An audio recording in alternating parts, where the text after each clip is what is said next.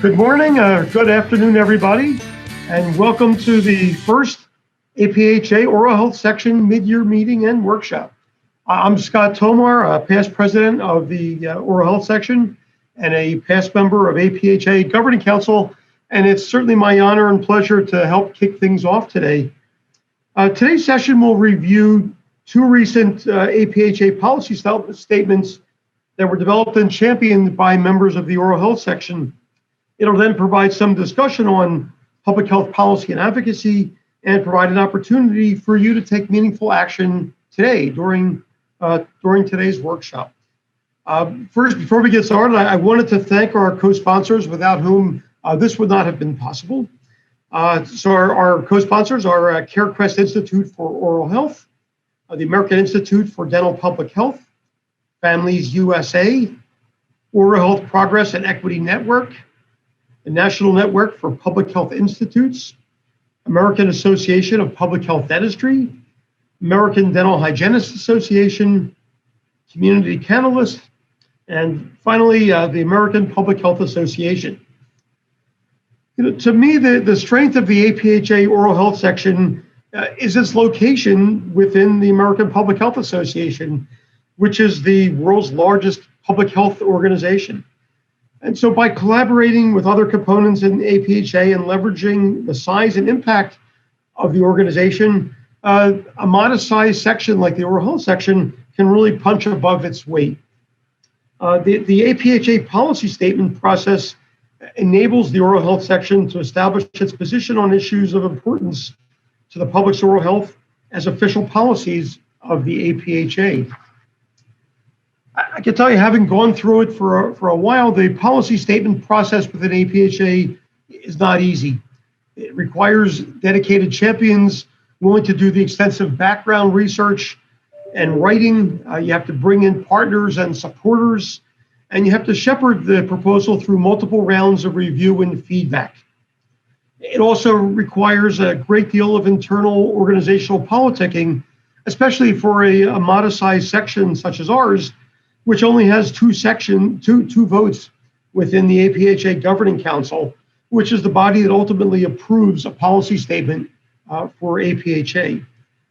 But on the other hand, I'd say that the structure and the process of getting a policy statement through there, those things are there for a good reason.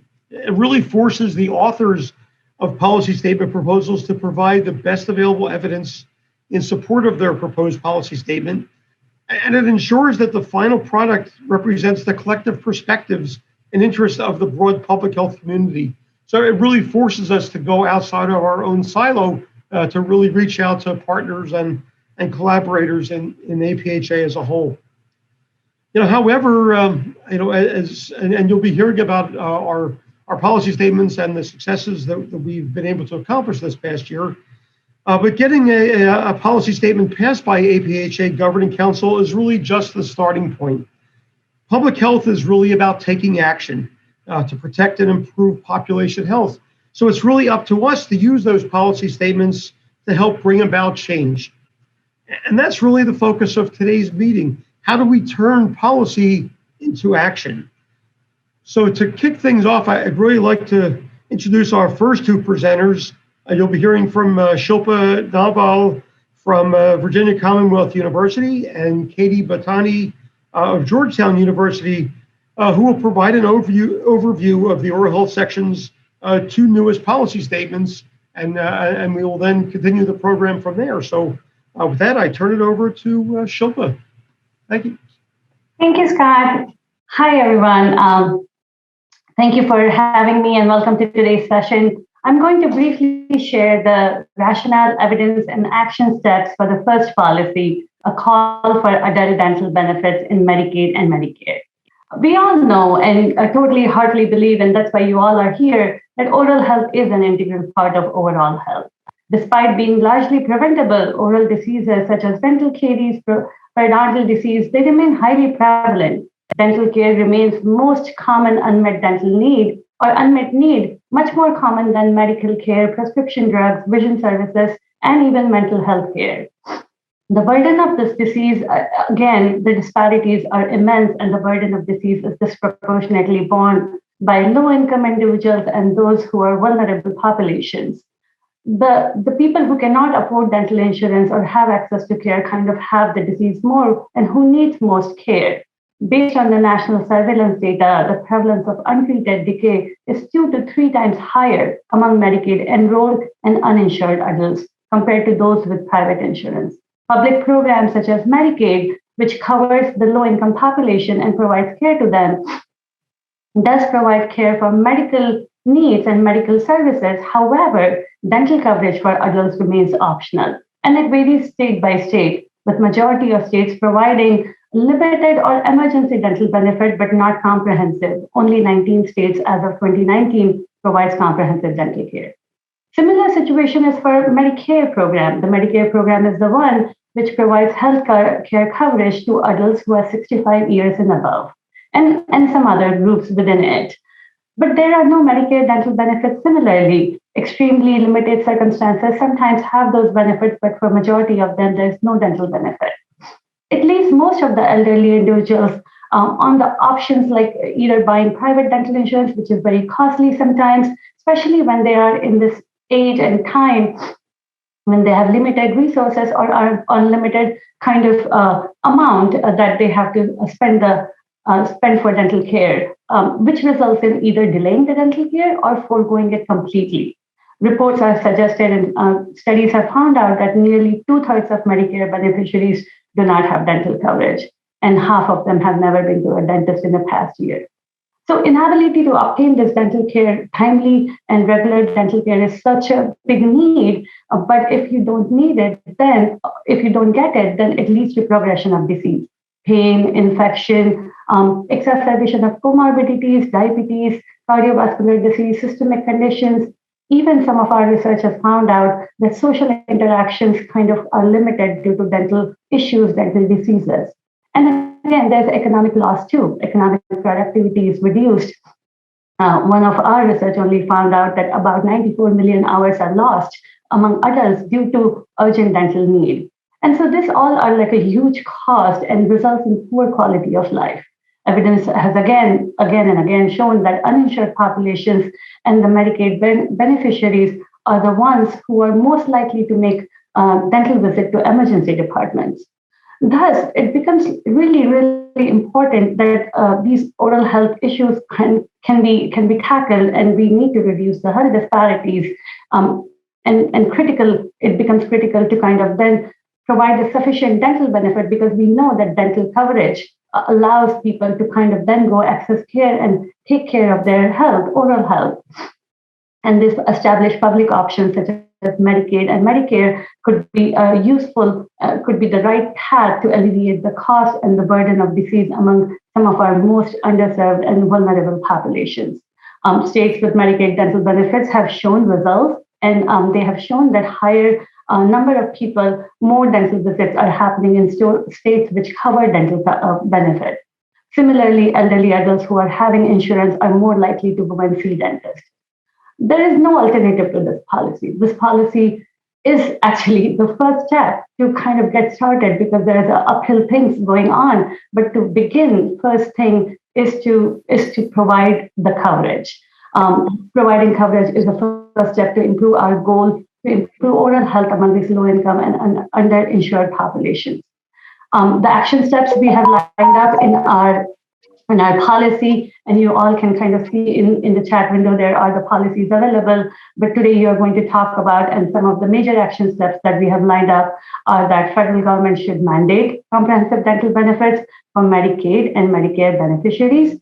Federal government should be able to amend the Affordable Care Act to include dental care for adults as an essential benefit, and variety of another steps which lead to kind of providing support and provisions that more research could be done in this area and more evidence could be produced so that these steps could be taken forward.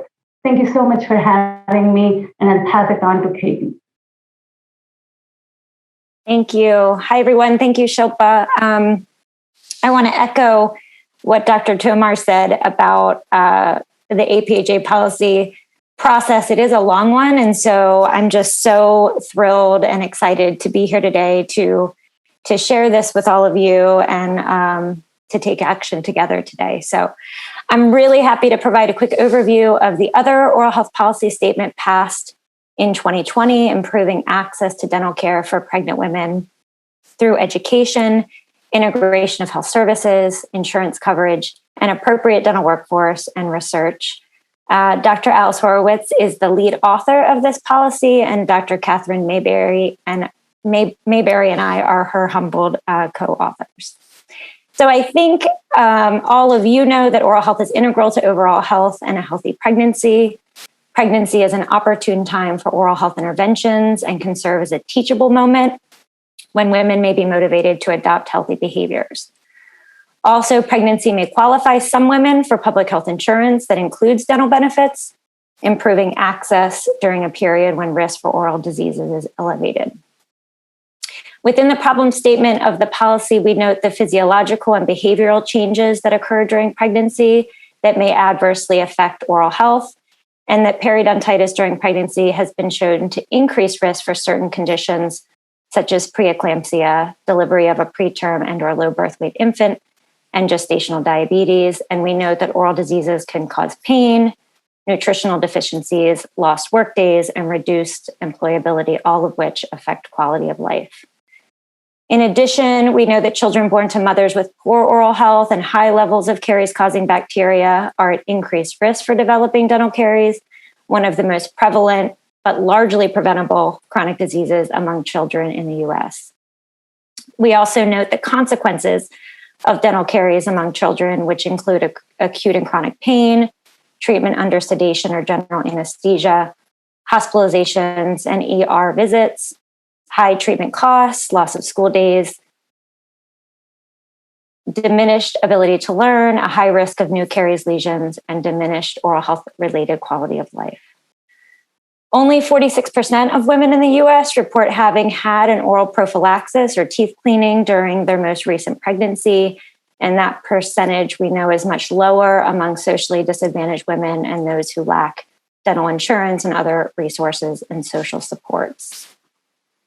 The policy discusses the many factors that affect access to oral health care for pregnant women, including dental insurance and the extent and duration of coverage. As of 2019, only 22 state Medicaid programs covered extensive dental benefits for pregnant women, and the availability of dental providers who accept Medicaid and who will provide care to pregnant women. Often there is lack of knowledge and understanding of current guidelines, and there may be liability concerns. So the policy also addresses the ethics of refusing or postponing care to pregnant women. The policy discusses the impact of health literacy, of course, and cultural differences between providers and pregnant women on access to oral health care, and notes health disparities that exist by race, ethnicity, socioeconomic status, education level, and geographic location. We talk about provision of oral health counseling by primary care physicians, and OBGYN residency directors' awareness of current prenatal oral health guidelines and inclusion of oral health training in residency programs. The policy also notes that public health surveillance systems lack robust and reliable mechanisms for collecting data on the oral health status of pregnant women and their access to and utilization of oral health care, and notes expansion of the dental workforce, including authorizing dental therapists, increasing the scope of practice and practice settings of dental hygienists, and eliminating restrictions to enhance the use of teledentistry as a key approach to improving access, and one that is supported by many groups, but can be slow-moving for a variety of reasons. So within the policy, our evidence-based strategies to address the problem include educating pregnant women, prenatal providers and students, and community-based program staff about perinatal and infant oral health, integrating oral health in primary care practice, ensuring a competent and adequate dental workforce, ensuring comprehensive Medicaid dental coverage for women during pregnancy through 1 year postpartum and adequate reimbursement rates for dental services, collecting and analyzing data on oral health among pregnant women at national, state, local, and program levels, and conducting research to determine effective strategies and best practices to improve access to dental care among pregnant women. The policy includes 9 action steps at the federal national level and 5 action steps at the state local level that align with the strategies I just mentioned that can be taken to improve access to oral health care for pregnant women. Over the last month, the oral health section has been in the process of sharing the policy statement with key stakeholders at all levels throughout the country, encouraging them to use the policy statement to learn about and advocate for improved access to dental care for pregnant women. We have also connected with congresswomen and men who have current and relevant legislation moving through Congress, which we'll hear more about from Don as part of the panel discussion next. So thank you so much. And at this point, I'll turn it back over to Dr. Tomar for the panel discussion. Thank you so much, Shilpa and Katie, for a wonderful overview of the policy statements. I will now move on to the next segment of our program. It'll be a panel discussion moderated by Michael Monopoly from CareQuest, and I turn it over to Dr. Monopoly.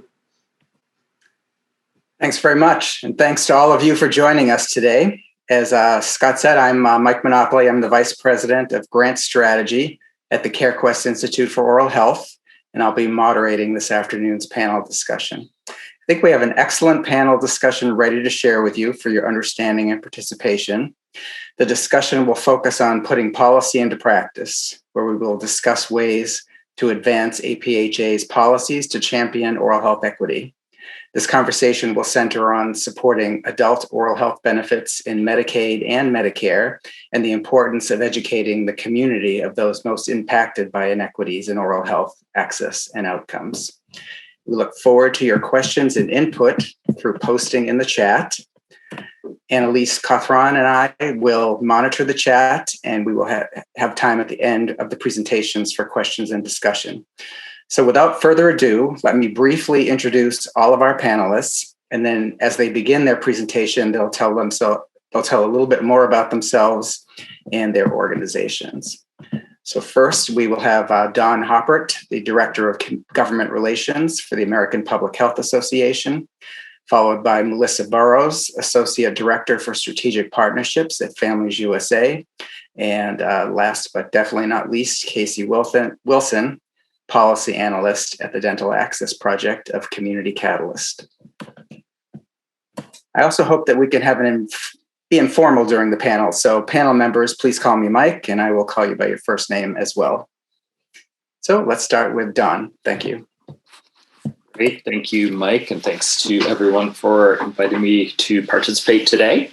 I'm the Director of Government Relations at the American Public Health Association, so I oversee our work. I have one colleague who works with me in our department, and we oversee all of our federal government relations, as well as our grassroots advocacy efforts. So anytime those of you who are APHA members get those action alerts from APHA with my name on them, now you know who I am. So thank you to those of you who do respond to those, because they are really important, as I think your chair knows, which is probably one of the reasons you're having this mid-year meeting and focusing on advocacy. So I'm glad to hear it.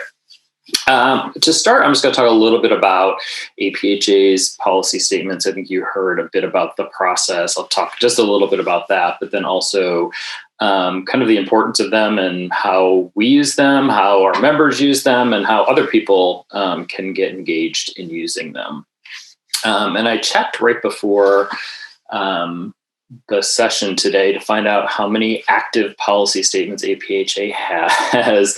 It's come down quite a bit over the years because we did institute an archiving process over the last few years. So we have gotten rid of those policy statements that are on the books from the 40s and the 50s and the 60s. We haven't really gotten rid of them, but they have been archived. So they're still accessible to APHA membership, but they are not driving our current activities. We have about a little over 300 active policy statements on the book. So still, it's a lot. So you can imagine it's a good thing to have policy statements on all sorts of topics covering a variety of public health issues. So if you're not familiar with them, they're all available to the public. All of the current active ones are available to the public through a database on the APHA website. So I encourage you to check those out, including the two that our friends spoke about, the oral health section shepherded through the system last year. So those are both available, and the links were provided to those. So a little bit about the important use of APHA policy statements or actually, maybe I'll first just talk about the process a little bit. It is a grueling process. I agree with that.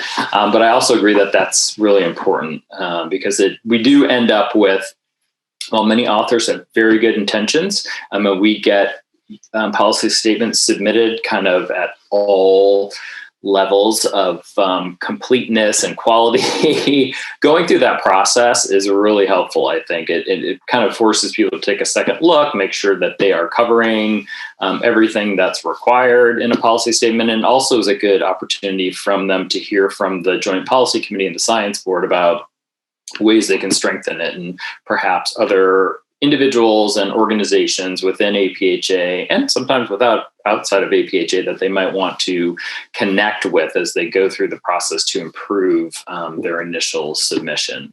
I agree. It is a pretty thorough process, but we always end up with something that's in better shape by the time it's gone through that process. And we thank the authors for their patience and their willingness to take the feedback constructively and work to really improve the policy statements, so that once APHA's governing council does vote on them and adopt them, that we have something that everybody can be proud of.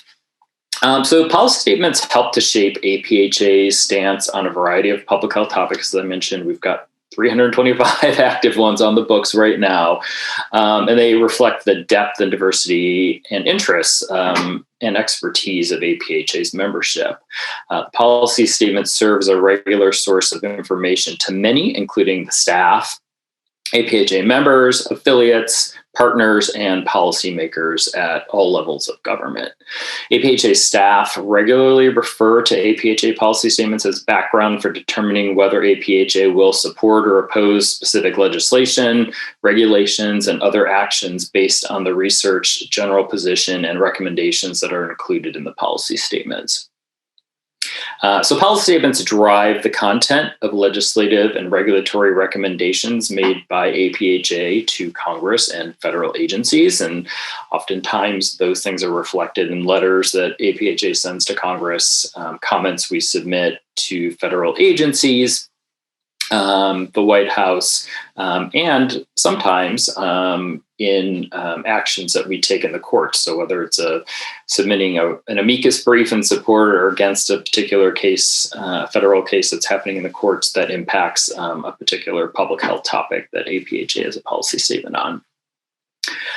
They help, as I mentioned, it helps us determine our position on legislation and regulations, and also efforts that we might take through the media, social media, outreach campaigns, education campaigns. They obviously provide easy access to the latest research, particularly the ones that are most current. And it helps staff develop other statements, fact sheets, reports, and infographics. So policy statements are used for all sorts of different efforts at APHA.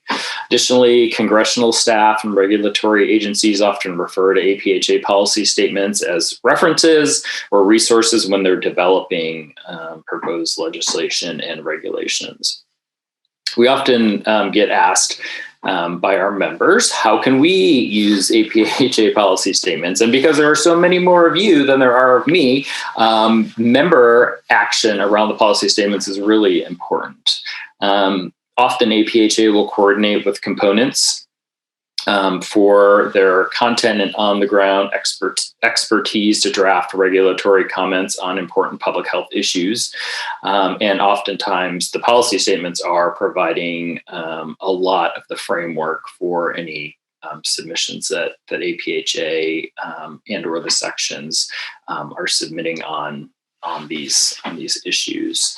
An example of a very recent example of APHA use of a policy statement is through our endorsement of legislation in the Senate, the Oral Health for Moms Act. And this came about through some outreach from members of the Oral Health section to APHA's government relations staff, alerting us to the existence of this legislation, which would make oral health services for pregnant and postpartum mothers an essential health benefit in the insurance marketplaces, and would also require coverage for the services through Medicaid and the Children's Health Insurance Program.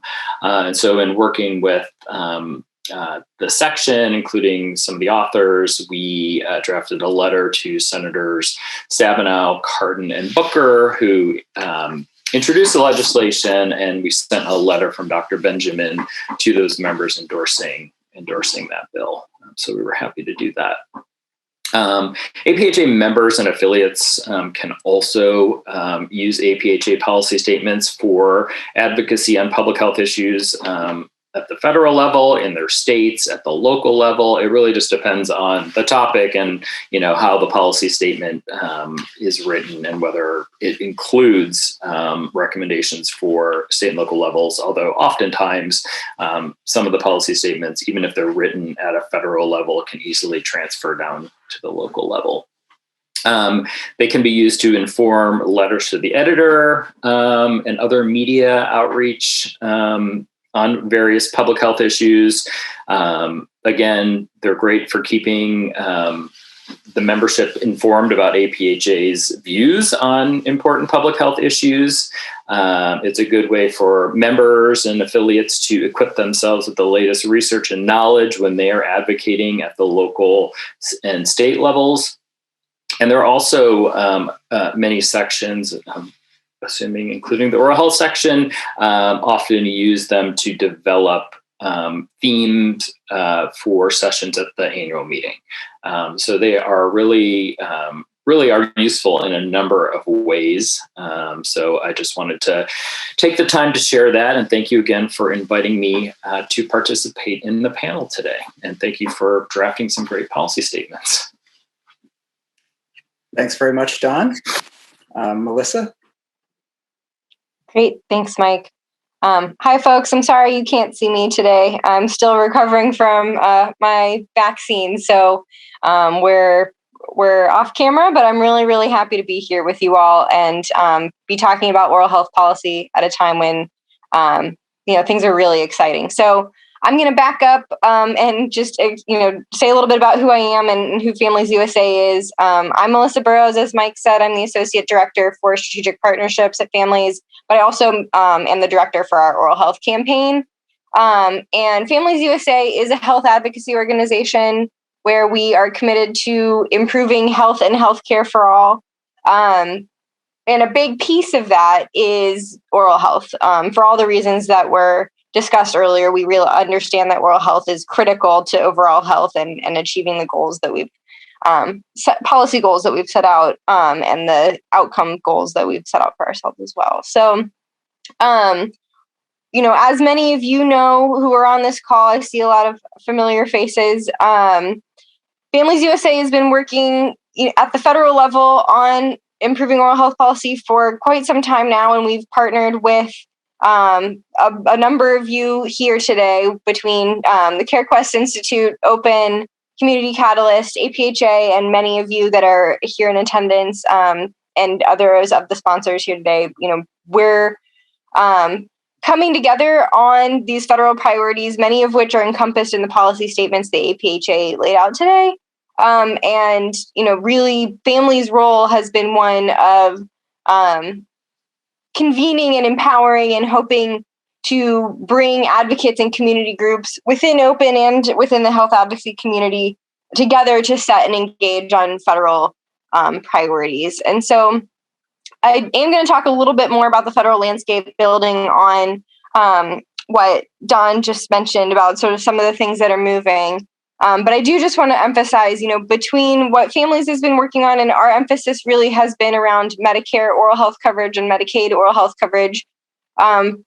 But we also, engage on a broader set of priorities just on oral health in general. We also, have worked with Open in setting federal priorities that Open members are advocating around, which include those coverage opportunities, but also things around pregnant women's oral health or pregnant people's oral health, and around, important things like CDC Division of Oral Health funding that can help bring needed resources into states and tribal entities in the territories and really add resource in the ability to do things like oral health surveillance and other things. So all these priorities align really nicely with the APHA policies, and there's a lot of opportunities for us to work together on federal policy and advocacy moving forward. So as I mentioned, I'm going to talk a little bit about the federal landscape, and some of this, overlaps with what Don was saying. But, as someone who's been working on health and healthcare policy for quite some time now, and oral health policy specifically for quite a while, the next 6 months or so is probably the biggest political opportunity we've had at the federal level. At least since the passage of the Affordable Care Act, moving healthcare policy forward, but specifically oral health policy, there's a real opportunity. So I think where we are right now, among the priorities that we've talked about today, Medicare dental coverage is likely to be something that's really continues to be part of the conversation. And as was mentioned, there is good legislation out there already. And that, this is coming up in the very high level national conversation between the president and some of the strongest leaders in Congress, investing in Medicare benefits, including dental coverage, is something that is really in the ether and could see movement this year. The other thing I wanted to highlight is that, as mentioned, there is a lot of good legislation that's been introduced around oral health for pregnant people, whether it's standalone legislation like the Oral Health for Moms Act that's specifically focused on oral health, or other big sort of maternal health packages that do a lot to invest in maternal health broadly, but include oral health components. And so between those two sets of legislation, there really is an opportunity for things to move forward. As many of you likely heard last week, the president gave a big speech laying out his vision for, I'm getting my time confused, maybe it wasn't last week, maybe it was the week before, but recently, this speech laid out, his vision for the American Families Plan and building on his vision for the American Jobs Plan. And I think there was not a huge amount of focus on healthcare in this, but the president did loosely mention healthcare, including these Medicare investments that, means that while this may not get wrapped up in the American Families Plan, all of these healthcare provisions and some of these oral health provisions as well, there's a real emphasis from the president on this. And, we're seeing senators from Senator Sanders to Senator Cardin to Senator Warren, really, across the Democratic spectrum, coming forward and really speaking out on the need to invest in Medicare dental. So what this is likely to look like over the next 6 months or so is that in order for these big healthcare policies to move forward, they're likely going to be coupled with prescription drug pricing legislation. That's really the issue to keep track of if you're looking for how oral health issues might move forward. The prescription drug pricing legislation that Congress and the president have been talking about and have had crafted in various iterations over the past few years really would create a significant amount of savings to the federal government and to the Medicare program, and that's what allows Congress to then reinvest in other healthcare priorities, potentially Medicare dental. So, all of this is to say Medicare oral health coverage is really part of the political conversation right now in a way that we haven't seen ever before. And it opens the door to having conversations around other oral health issues too.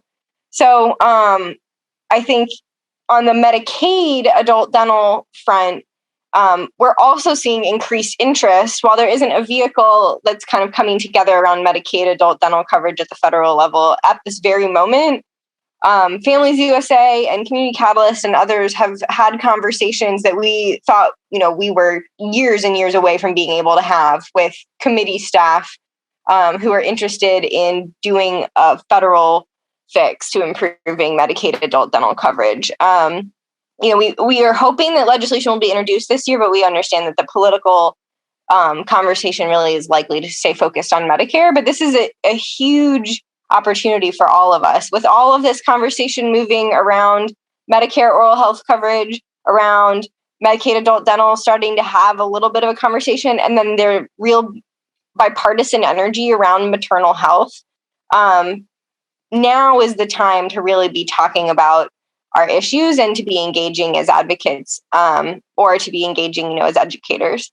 And so, and then one other thing I will mention, I mentioned that CDC Division of Oral Health funding, and that's another issue that's gotten more attention this year than we've ever seen before. We just had Representative McBath run an appropriations letter in Congress asking for her colleagues to sign in support of increasing that funding, and that's an issue that's never gotten very much attention from members of Congress before. Specifically, it's usually just kind of lumped in with the bigger CDC conversation. So all of this is to say we're in a federal landscape that is really encouraging.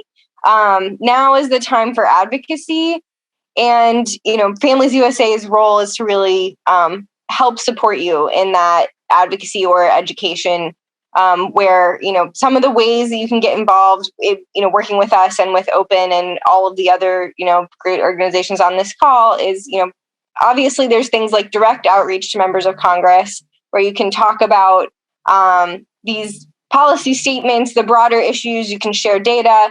There's sort of different levels of what you may be comfortable doing depending on what sort of employment you have. But that is the first thing, is that members of Congress should be hearing about these issues and continuing to be asked to prioritize them, or at least continue to be educated about the problem. Raising these issues within your own networks is also really important. I know, many of us work specifically on oral health, but many of us also work on a much broader set of health or social justice issues. And, continuing to make sure that your partners are aware of what's happening, aware of these policy statements, understand, how they can make a difference. Now is really the time to be doing that too. The other thing that's really, critical and encouraging right now is that the media has started to have more interest in oral health issues. It's still not driving headlines every day, but there's been a lot more attention to oral health coverage, particularly as we've moved through the pandemic, but also, I think with this political conversation, there's a lot going on there. So if you are talking with media, that's a good place to raise it. If you have stories, personal stories, or stories of clients or patients that are experiencing oral health problems, again, that is a place where these stories need to be shared and continue to drive the conversation. And then to that end, sharing personal stories, whether you're doing it directly with members of Congress or with the media, or if you're working with a partner like Families USA who can help share stories, that is a really powerful way to get involved. And so, you'll be at the end of this getting a bunch of resources in which you can learn how to, or be supported in doing some of this direct outreach. But I am going to just close by saying, something that's really important as part of all of this is that we, as a community, are not only, advocating on our own behalf, but also empowering community organizations and community voices to join the conversation and continue to shape all of this advocacy at the federal level and beyond. And I know that's important at Families, but I know it's something that Casey is going to really, really focus on. And so I wanted to just end with that and go ahead and turn it to her. Excellent. Thank you, Melissa. So as Mike said, my name is Casey Wilson. I'm a senior policy analyst at Community Catalyst. We are a national nonprofit advocacy organization, and we work with advocates, consumer groups, community-based organizations to ensure that community members have a voice in the spaces where healthcare decisions are made. And of course, that includes oral health. And so our organizational policy priorities are really very aligned with what's already been talked about today. Coverage improvements, including Medicaid dental coverage for pregnant people and mandating dental coverage for all adults in Medicaid, as well as improving access to community-based care, including investments in teledentistry, and expanding the oral health workforce. So definitely a lot of overlap and coordination there, which I think speaks to Dawn's point earlier about the benefits of having this sort of comprehensive process for developing these policy statements.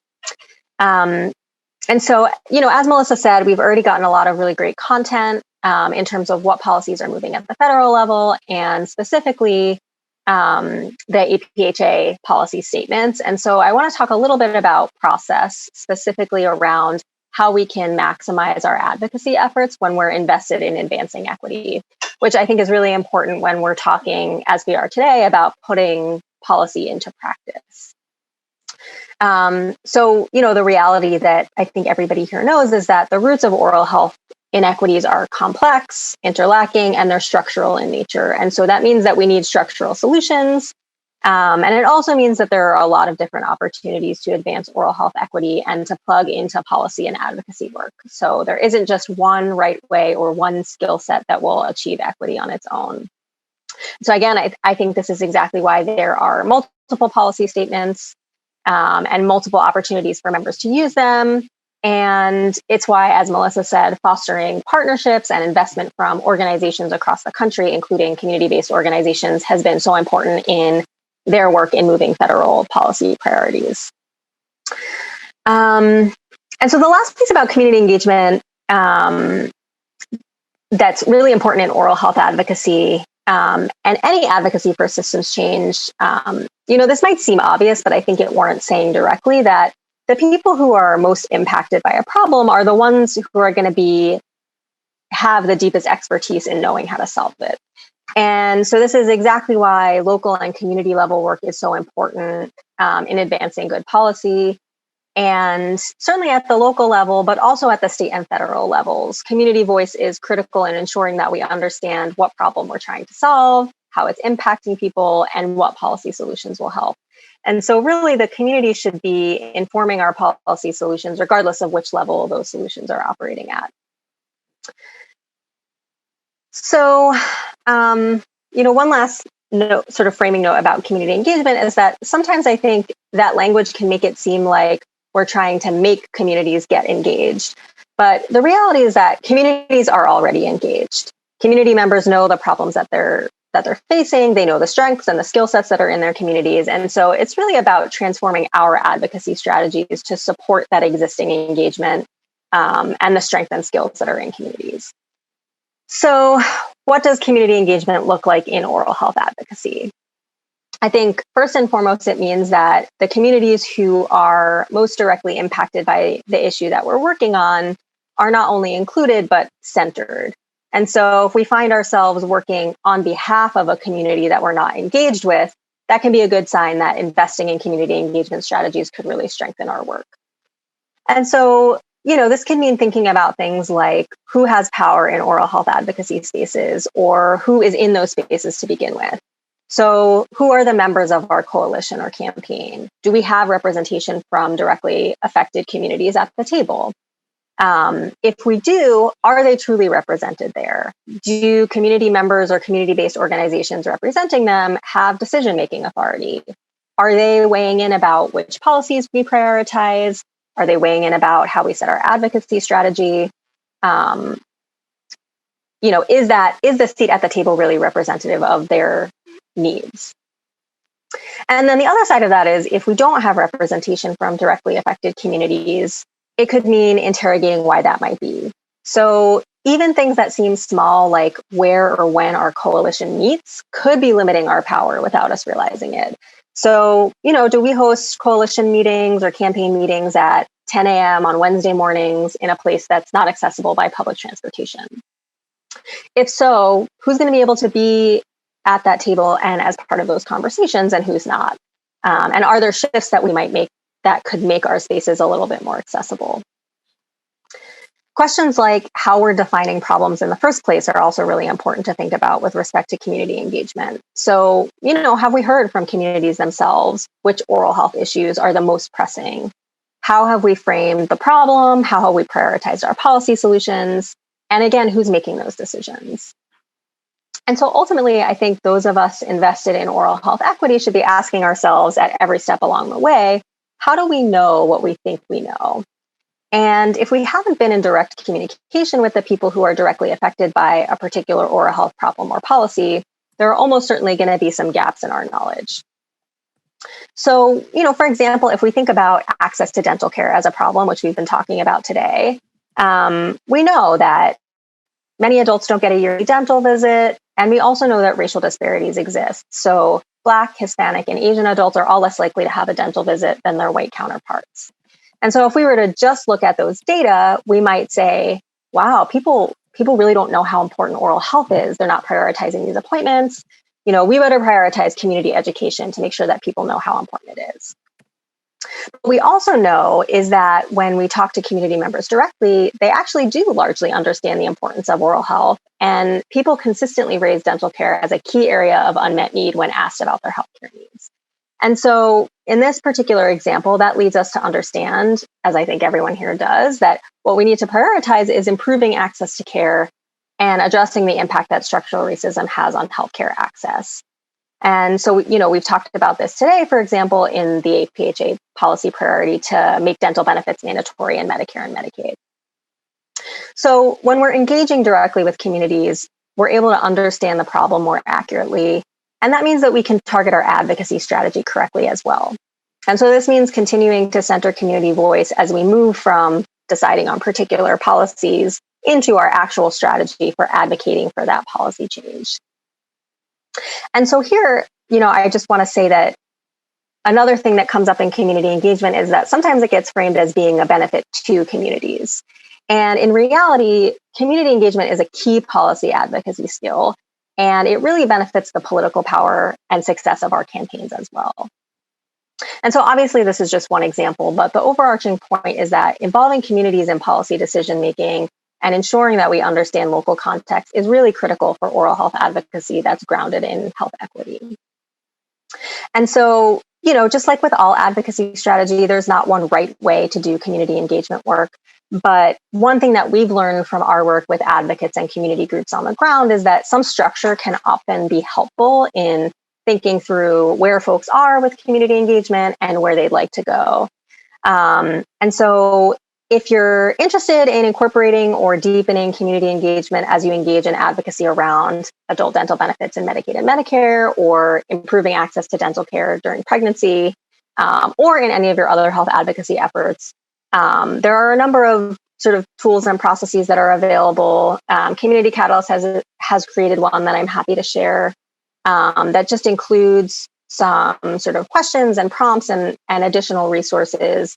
It's drawn on a long history of sort of policy analysis tools that are out there, and many of those are linked throughout as well, to help folks think through some of the questions that I've mentioned today around what problem a policy is designed to solve, who the target population is, and importantly, how you can follow the leadership of directly impacted communities to get at this guiding question of how do I know what I think I know about this particular issue and potential solutions. So I'm happy to share that. I'm happy to connect with folks offline if folks have questions or want more resources around community engagement and oral health advocacy.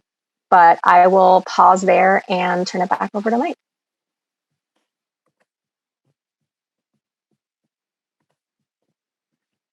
Thank you, Casey. And thank you all to all the panelists for these great presentations. So we wanted to open it up now for questions or comments. I guess let me start with moderator's prerogative and ask Melissa, if attendees want to raise their voices to members of Congress, how do you suggest they find who to reach out to and reach out to them? Great question. Thanks so much, Mike, for asking. So you all will get a bunch of resources in the breakouts, and they're also on the landing page for this event, that help to make reaching out to your member of Congress really easy. There's a draft email that you can use to send to your member of Congress highlighting the APHA policy statements and the policy issues that we discussed today. And then there is a congressional engagement matrix, which is a little bit of a complex tool, but it is how you can get a lot of really helpful context information about your member of Congress, what committees they're on, what issues they care about, that kind of thing. And it also gives you the contact information for their staff person. So that means that you will be able to directly engage with the person that works on healthcare issues for that member of Congress. So that tool is really helpful. And don't worry, there's a user guide. I know it does look a little complex, and also any open staff and Casey and I are also well versed in this tool, so we're happy to help you. And if you don't know who your member of Congress is, you do need to know that before you get into the matrix, but that is okay. You can figure that out with a quick Google. Just find my member of Congress, and the House of Representatives, house.gov has a finder, but there's plenty of others out there too. And so, we've tried to make this as easy as possible if you want to raise your voice with your member of Congress, and we're happy to help. So those are the tools that we have for you all. And if you have any, additional needs or questions, we're happy to work with you. Thanks, Melissa. And I guess Ife Johnson, you have your hand up. You have a question? You're on mute, I think.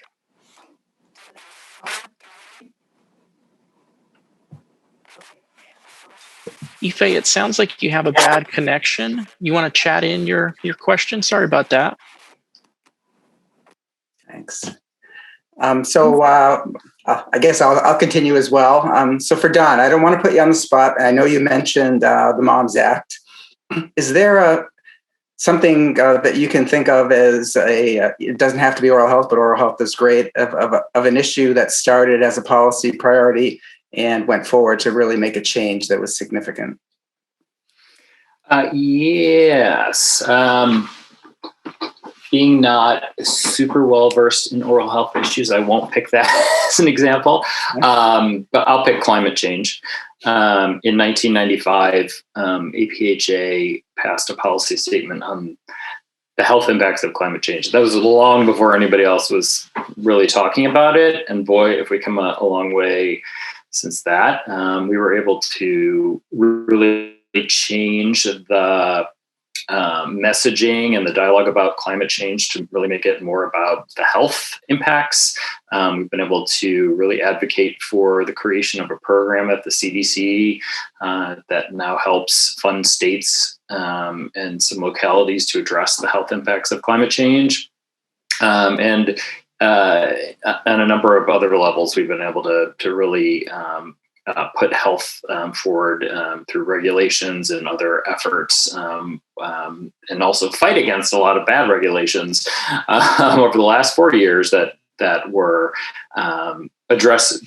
rolling back important things that had been done previously around climate change that would have been very protective of health. So that's an example. We've adopted a number of policy statements over the years on climate change and health. I think the most recent one we have on the books now is from 2015.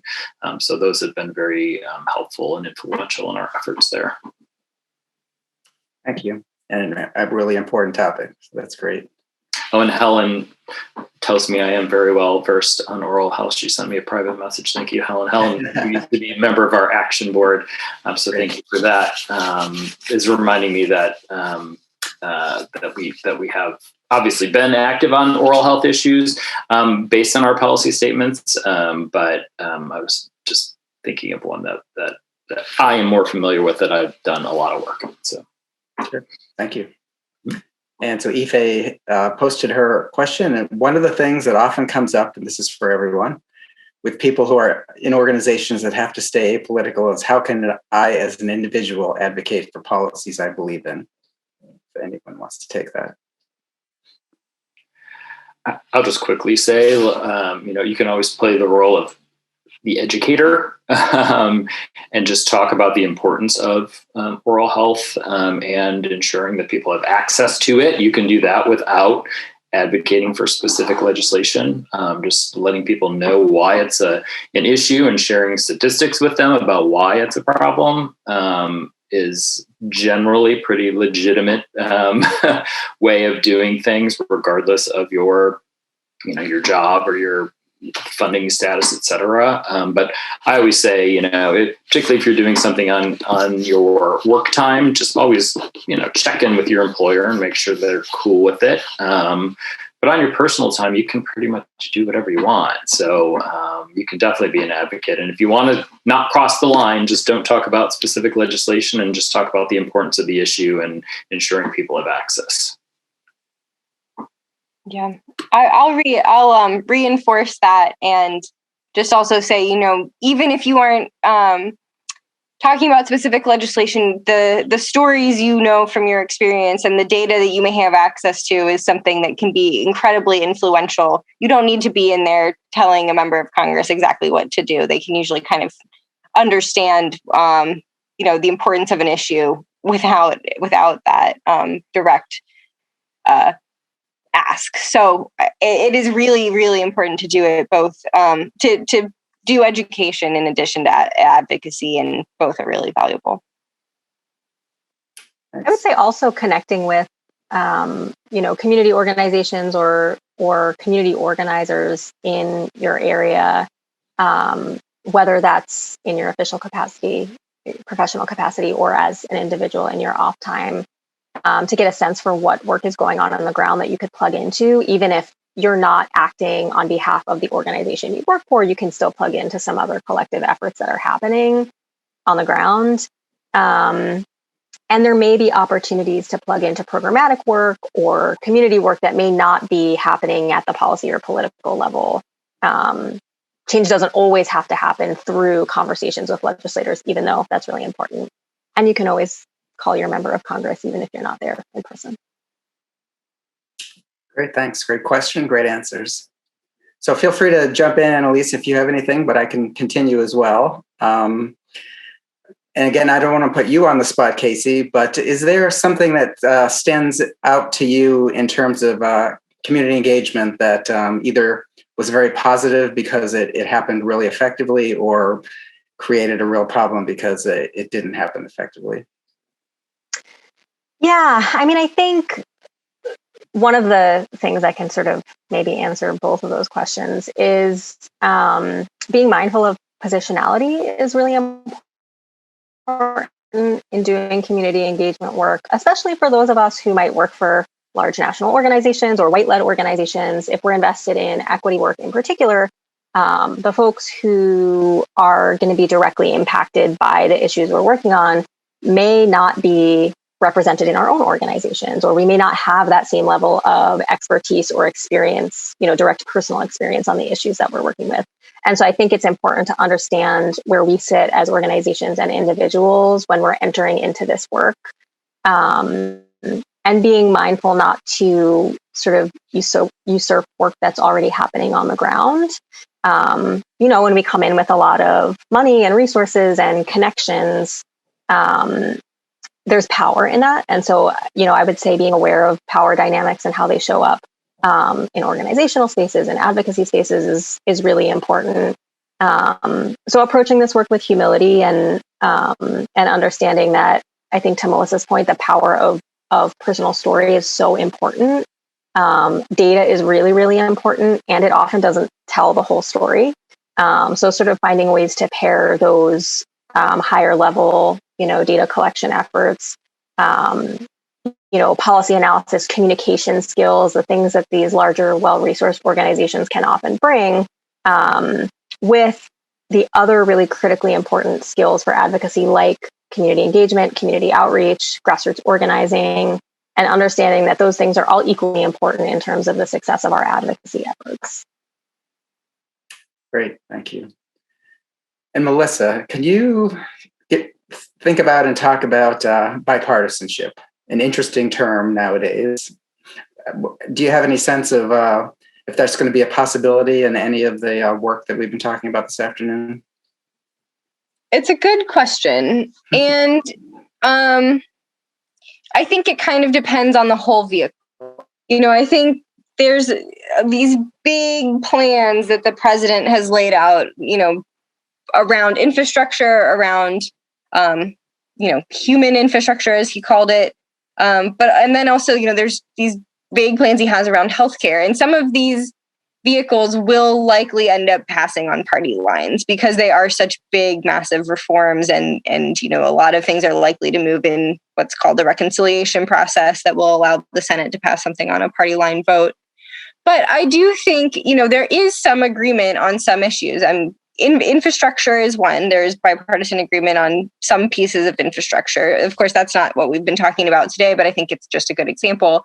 And I think, there is bipartisan agreement on the importance of addressing maternal health issues. This is something that there's been bipartisan agreement on for some time. And, that's something that could potentially move outside of one of these massive vehicles that's likely to be much more partisan. Maybe there's, it's hard to know exactly what that will look like and if it will carry the oral health component with it or not, but it's certainly possible. So, I think we're in a very politically divided environment.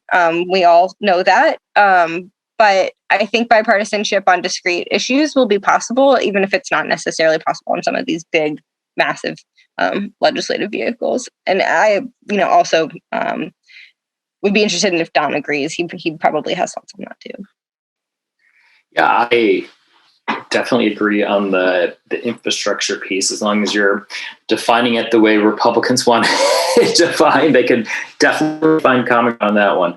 And I also think maybe on appropriations on some of the funding issues, particularly on the House side, the Labor HHS subcommittee has generally worked relatively well together, even if at the beginning the Republicans might not support things that are going through the subcommittee or the committee. They generally get to a place eventually where everybody can agree on that. So potentials for like funding for CDC. I don't do NIH really, but I'm sure there are NIH related research, oral health research related issues that folks on this event are interested in. So there could be a path there, but it'll just be perhaps messy getting to it. Yeah, absolutely. I should have mentioned that too on the CDC funding piece. I in my remarks mentioned that there was a letter circulated in the House, calling on colleagues of a member of Congress. So the Dear Colleague letter, where members of Congress were all agreeing that they would like to prioritize funding for the Division of Oral Health. And that was a bipartisan letter. There were members of both parties that signed on. So I do think there's opportunity in the appropriations process. Absolutely. Great. Thank you. Thank you for your informative presentations and discussion. And thanks to all of the attendees for joining us today. So we've come to the end of our time. So I'd like to turn things over now to Matt Crespin. Good afternoon. I'm excited to be with you today. I'm Matt Crispin. I'm the Executive Director at Children's Health Alliance of Wisconsin. And while not the capacity I'm here with you today, I also am the immediate past president of the American Dental Hygienists Association.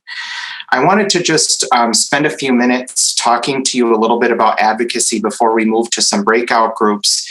And I wanted to start my brief remarks with a quote from Martin Luther King Jr. And the quote is, "Our lives begin to end the day we become silent about things that matter." And I think that it's really important as oral health advocates to continue to message the importance of good oral health and the importance of policy change in order for us to achieve that. I have often lived by the motto of the more people I can tell our story to, the more people that I can engage in policy change with, the higher likelihood there is for success. I think the more people that hear about the ways things can change, the more aptitude for change there is. And I think that's evident. My reflection in listening to the three panelists before is all three panelists are from organizations, none of which have the word dental or oral health in their organizational name. It's not their primary focus. But because of the advocacy work that organizations like APHA's Oral Health Section and others have done, oral health is on the radar now more than ever with organizations across the country. And, in my tenure in the past 20 years of being a dental hygienist and the past 15 in the advocacy space, never have I seen oral health more on the radar of legislators and policymakers, in the media, as several of our panelists mentioned. And so I think it is our time to capitalize, and it is an opportunity for us to use our voice to do so. And we are experts. We are oral health advocates that are experts in our field. And so your voice is really critical in this message. It's really important to tell the story of what could happen if there's change. Help legislators and decision makers understand the impact of the decision that they're making can have on the overall health of the community that they're serving. And as I kind of wrap up my comments, and before you go into your breakout groups, I want to just share a brief story of how we have had success using that model of building momentum around a common cause and bringing together organizations to advance oral health in our state of Wisconsin. Going back to 2007, when we brought together a coalition of partners to allow dental hygienists to bill Medicaid. That grew into a significant expansion of our school-based sealant program, which then allowed us to utilize resources in other places. And where we landed was trying to get to kids earlier. So we started to work on issues around early Head Start and reaching kids in that 3 to 5 year old age group. Well, it quickly realized that we needed to get to kids earlier. And so to do so, we wanted to change a policy in our state that allowed greater access to dental hygienists through a change in settings. So now dental hygienists can practice in places like medical offices and hospitals and long-term care facilities, nursing homes. So that was, again, done by a broad-based coalition of partners, very few of which have dental or oral health in their name. But it led to change, and now it has led to the integration of dental hygienists into many of our medical settings in our state. And so the point I leave you with is your voice, while it might only be one, can really have a significant impact on moving oral health policy forward. And I would just encourage you to continue to tell that story to as many people as you can, because at some point, two people that have the ability to make a decision and make a change will happen to be in the same room at the same time. And they'll say, hey, I remember when so-and-so mentioned this to me, and now how do we actually do something about it? So you have the opportunity today to begin that process in reaching out and establishing a relationship with your elected officials. It's great when you can reach out to them and develop that and establish that relationship, because then you become that go-to for them to reach out to. And I encourage people to reach out to their legislators throughout the year, and in particular when there's not an ask, and develop that relationship so that they know that when oral health comes up, they know that you are the person to reach out to. So I'll leave you with one final quote before I turn things over to Brittany and you move into breakouts. But the quote is from the actress Lily Tomlin. And the quote is, "I always wondered why somebody doesn't do something about that. Then I realized I was somebody. So if not you, then who?" So I'm excited for you all to get a chance to engage with your legislators in this breakout session and start that process if it's not something you've done already. And if it's something you're well established, it's a great opportunity to continue that engagement. So with that, I'll turn things over to Brittany. Thank you so much to everyone, our speakers, panelists, and then of course you as attendees. We are so grateful to have you with us. And so as it was noted, we are getting ready to move into breakouts. And so again, thank you, Matt. We really do appreciate it. And that quote definitely resonated with me as well. So you will start seeing you gradually moving into breakouts. Our AV tech is going to do them at random. All of the materials are within the chat as now. They are in the chat, and we are going to also post them in each breakout room. Please note that you are not going to be able to see the main chat while you're in the breakout room. However, you do have room support and a moderator, and we will be going around posting all of the materials. So breakout rooms are ready. Our tech Josh is going to start moving people. If you have any issues, please do let us know. It is going to appear on your screen, and all you need to do is accept the breakout room. You know, the time went by so quickly. Can you put I was really shocked at how fast it all went by. I think that for those in the group, if you were in the middle of writing an email, which I was, I saw the timer and I got nervous, and I think it took me a little longer. So if you were in the middle of writing an email, the wonderful and the unique thing about the tools that we have been given is that you will be able to go right back after the meeting and pick up right where you left off.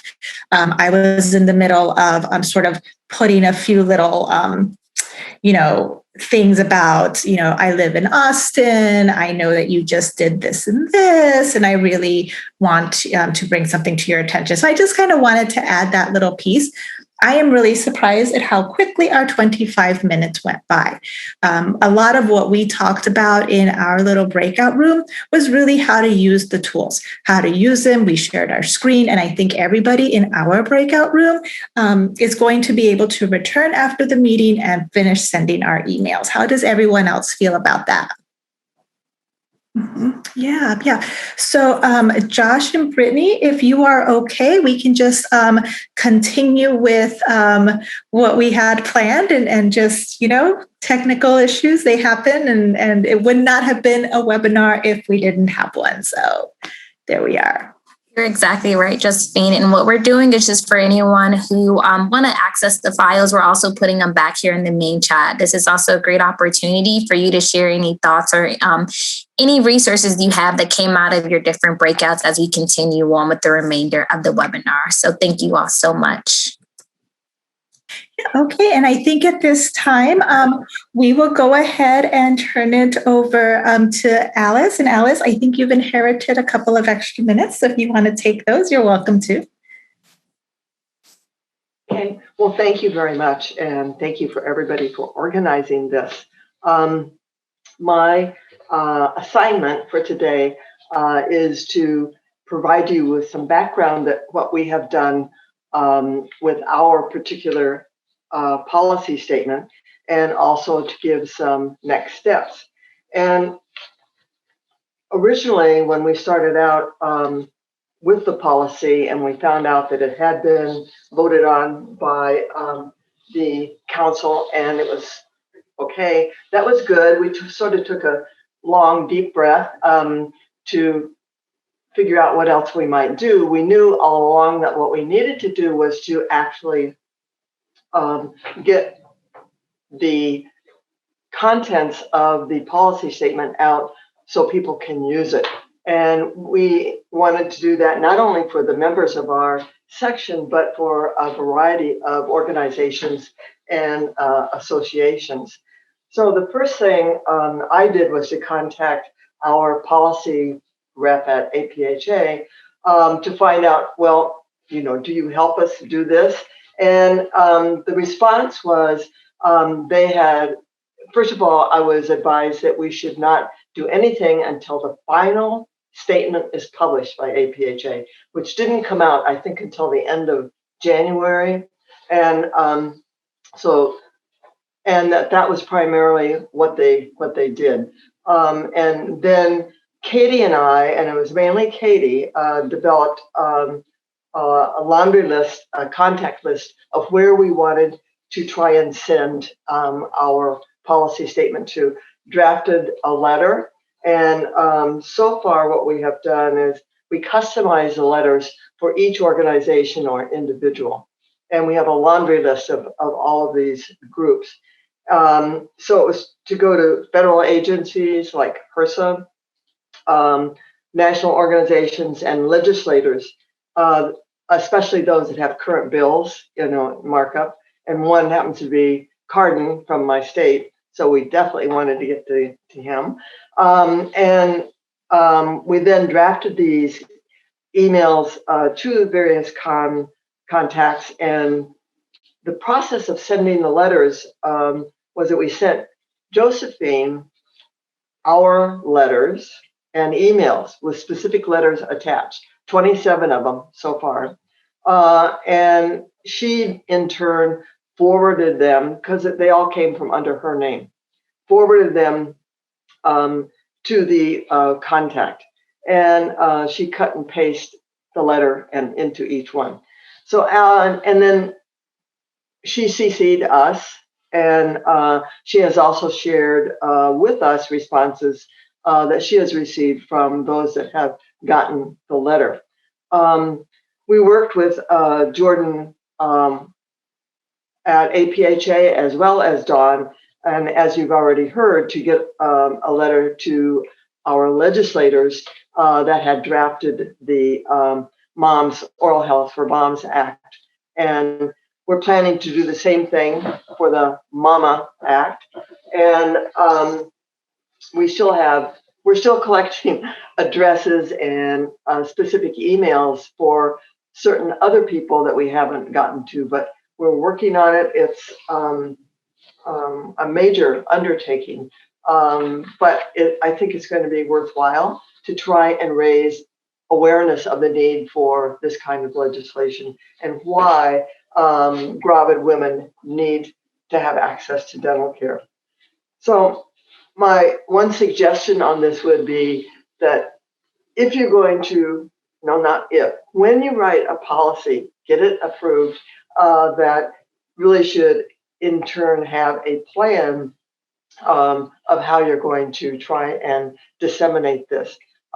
This session is a wonderful way to do that process as well, not only to educate our own individual members and members of other sections, but all of the outside organizations that are interested or involved in the particular policy that we prepare.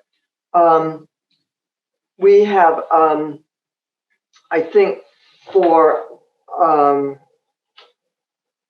in addition to what we have done so far, is that we will, and I mentioned this earlier, is contact additional kinds of groups. And a plan also is that to send thank you notes to those that have done something, because that's always very positive. You know, if you bug a Congress member to do X, and they had done something, then we really should contact them and thank them. And that's sort of it on both of my assignments in terms of what we did for our policy statement, as well as what we still have to do. We do share, and we're thinking, if it's okay with the section, that we plan to organize this and write it up so it can be part of our organization's to-do list, so that others can do some of the same things if they're so inclined that we have done. But that's essentially what I was going to comment on. And I would take any questions that you might have.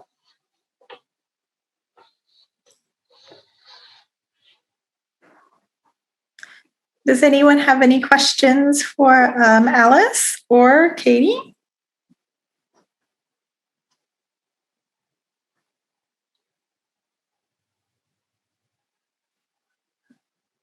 And Josephine, I can just echo that people are able to ask questions in the chat. And if you would like to come off mute, you may do so as well. But if you prefer to include your question in the chat, someone can read it out for you.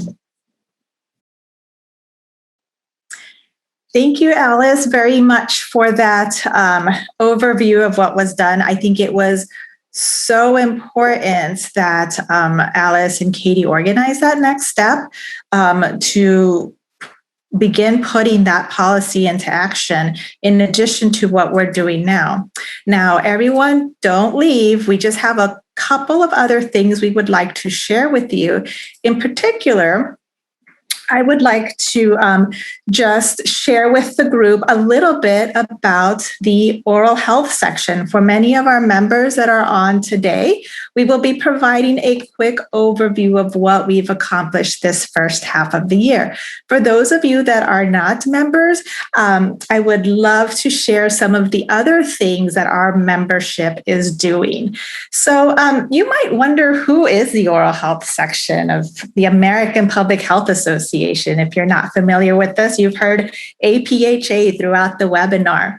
Well, APHA champions the health of all peoples and all communities, not just oral health, but overall health in many different topics. APHA, or the American Public Health Association, Also advocates for the public health profession. And as you heard Scott Tomar mention at the beginning of our program, APHA is the largest public health association in the world. And we've been around for over 150 years.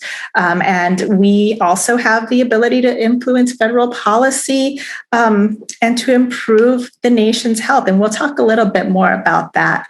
But I kind of wanted to give you a sort of overview of some of the other sections. We call them sections, or you can also refer to them as other disciplines.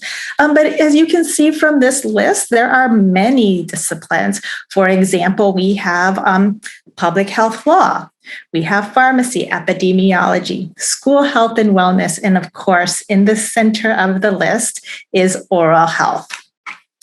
And this actually happened by accident, but oral health is really at the center of this list. Let's see. I would, first of all, before we begin reviewing some of our wonderful accomplishments, I want to acknowledge some of the leadership that we have here at the oral health section. We are governed essentially by our three chairpersons. I'm the chair person when it's a 2-year position. We have Lubob and Peggy. Lubob is our chair-elect, and then Peggy Timothy is our immediate past chair. You also heard Scott at the beginning of our conversation, and also Dawn and Alice mention governing council. As you can see here, we have 2 governing council representatives, Eleanor Fleming and Claudia Serna. And what these individuals do is they are actually our voting members. So remember how we talked about our policies were voted upon? All of the other sections, all of those other groups that we just saw, they also have voting members. So one of the things that's so unique about the American Public Health Association, that it is truly an interdisciplinary association. We have the ability, because of that, to have impact at the national level. Last summer in June, we actually partnered with another section. We partnered with the Occupational Health and Safety section, and we wrote a letter to Secretary Azar. And we did receive a response. We actually received the response from Robert Redfield, the director of the CDC. This letter in particular was about our concern for the health and safety of our dental health care workforce. So you can see how, because of this interprofessional network that the American Public Health Association has, we're able to collaborate with some of those other groups that you saw on that list. And also, here is another example of the impact that we can have. This was actually at a local level. We were approached by the city of Green Bay. We found out that they were wanting to remove the fluoride from the community water system, and we reached out to the executive director of the American Public Health Association, Dr. Georges Benjamin. Dr. Georges Benjamin was aware that we already had a policy supporting community water fluoridation. So he and I together drafted this letter, and we sent it to the city of Green Bay. This is just an example of another one of those wonderful opportunities that we have as a section to impact policy and oral health. The American Public Health Association also publishes both a peer-reviewed journal and this publication, The Nation's Health. One of the benefits of being a part of this organization is that we're able to amplify our voice through this platform. In August, this summer, they featured some of the work that we have been doing on the front page of The Nation's Health.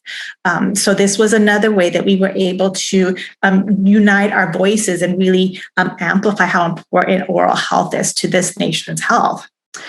We also are able to partner with other organizations. Just the first half of this year, I want to talk about a couple of little things that we have done. One of them is we partnered with the American Institute of Dental Public Health, AIDPH, and the Open Network. And we took part of this National Day of Racial Healing. And this was earlier this year in January. Also, in February, we participated in this discussion with the DentaQuest Foundation, or the CareQuest Institute, to present our student award winners and the work that they had done around social determinants of oral health in practice and education. And this was a wonderful opportunity for our students to showcase some of the research that they had done. And these were actually our award winners. And I'll circle back and talk a little bit about some of the awards that we have as well.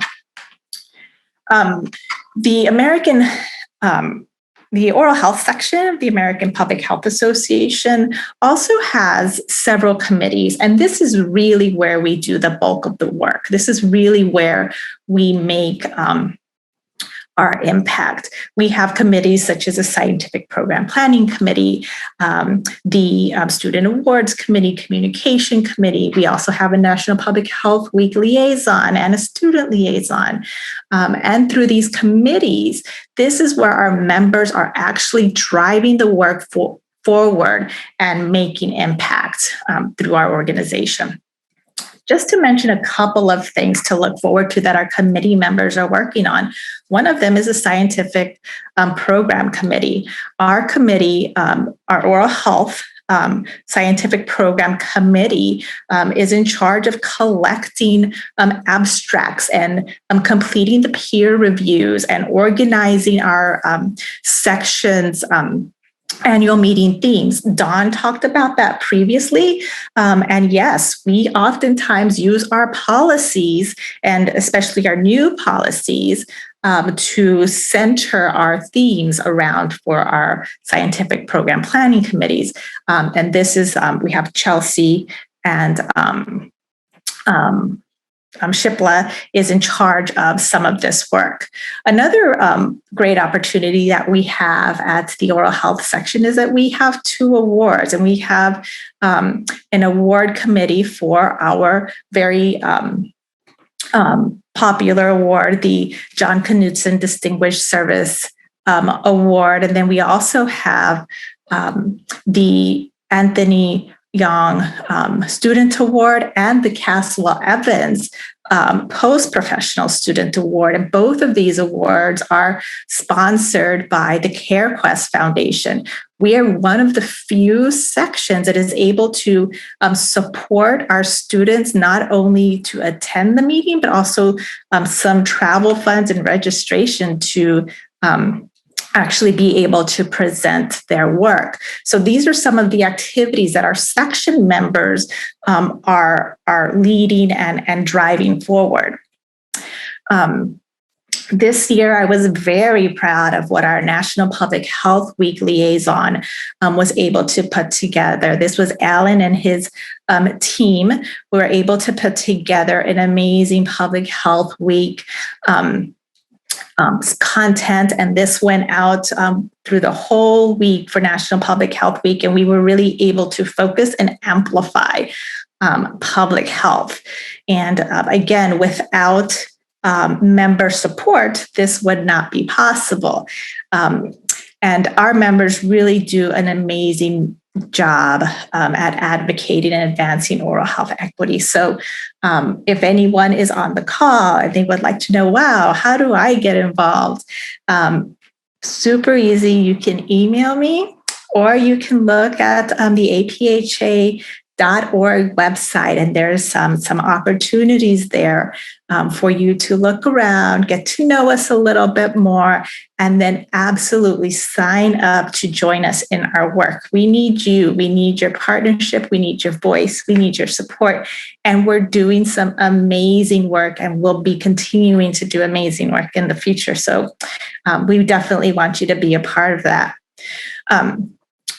Before I end, I want to just thank our co-sponsors that you see here. In particular, I want to say a very special thank you to AIDPH, the American Institute of Dental Public Health, for providing our continuing education credits for this event. You will be receiving an email on how you can follow through with requesting those credits, or you can go back to the landing page and you can also request your credits from there as well. I think we're also going to put the link in the chat. So there's a couple of ways that you can get it, but if you forget and you need to circle back, the landing page, the link is there. Thank you to Open for helping us to coordinate this. Thank you to CareQuest for providing our wonderful moderator, NNPHI for being our facilitators and our tech people behind the scenes. We couldn't do it without you. AAPHD, American Dental Hygienists Association, goodness, Families USA, Community Catalyst, you were all instrumental in this, and we thank you so much. But what I'm really super excited about is to share with you a few photos of our members so that you get to know us a little better. Earlier or late last year, we were able to celebrate the 75th anniversary of community water fluoridation. And our members were really such a huge part of that. And because of that, we want to share with you just a little slideshow so that you get to know us a little better and so that you join us. And with that, I'll turn it over to Josh.